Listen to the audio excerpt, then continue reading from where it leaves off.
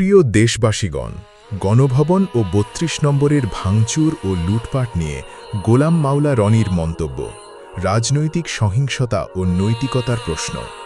সম্প্রতি গোলাম মাওলা রনি এক বক্তব্যে বলেন, গণভবন ও ধানমন্ডি ৩২ নম্বরে ভাঙচুর, লুটপাট ও অরাজকতার সঙ্গে জড়িতদের প্রকৃতির বিচার শুরু হয়েছে।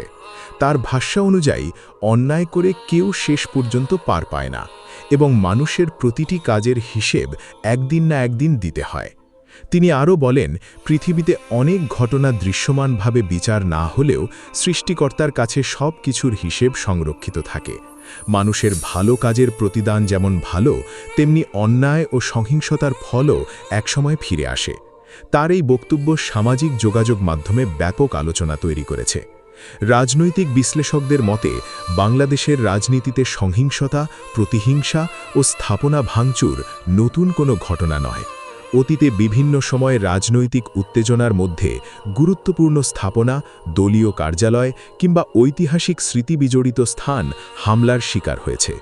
তবে গণতান্ত্রিক সমাজে মত পার্থক্য প্রকাশের অধিকার থাকলেও সহিংসতা, লুটপাট বা ধ্বংসাত্মক কর্মকাণ্ড কখনো গ্রহণযোগ্য নয়। অনেকেই মনে করছেন, এই ধরনের ঘটনার বিচার আইন ও সংবিধানের কাঠামোর মধ্য দিয়েই হওয়া উচিত। কারণ বিচারহীনতা যেমন সমাজে অস্থিরতা বাড়ায়, তেমনি প্রতিশোধমূলক রাজনীতিও দীর্ঘমেয়াদের রাষ্ট্র ও জনগণের জন্য ক্ষতিকর হয়ে দাঁড়ায়। সামাজিক ও ধর্মীয় দৃষ্টিকোণ থেকেও অন্যায়ের বিরুদ্ধে সতর্ক থাকার আহ্বান জানানো হয়।